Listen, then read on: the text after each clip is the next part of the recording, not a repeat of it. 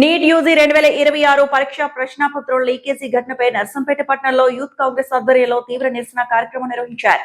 అమరవీరుల స్తూపం వద్ద జరిగిన ఈ ఆందోళనలో కేంద్ర ప్రభుత్వానికి వ్యతిరేకంగా నినాదాలు చేస్తూ ప్రధాని నరేంద్ర మోడీ దిష్టిబొమ్మను దహనం చేశారు. నర్సంపేట నియోజకవర్గ శాసనసభ్యులు దొంతి మాధవరెడ్డి ఆశీస్సులతో తెలంగాణ రాష్ట్ర యూత్ కాంగ్రెస్ అధ్యక్షుడు జక్కిడి శివశరణ్ రెడ్డి ఆదేశాల మేరకు ఈ కార్యక్రమం చేపట్టారు.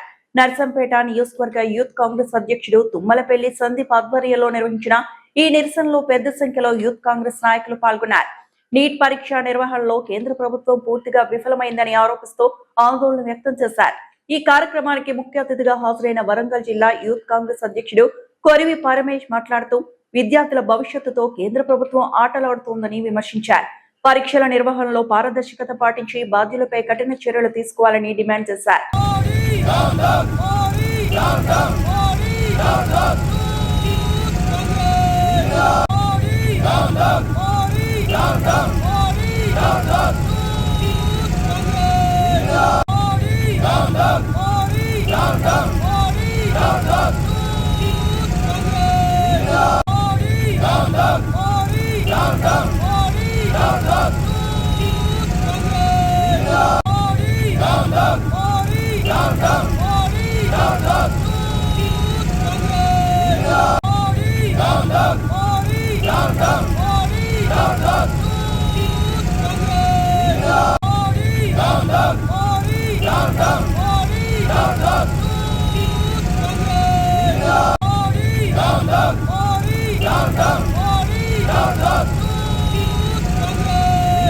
మరిన్ని అప్డేట్స్ కోసం మా ఛానల్ని సబ్స్క్రైబ్ చేయండి.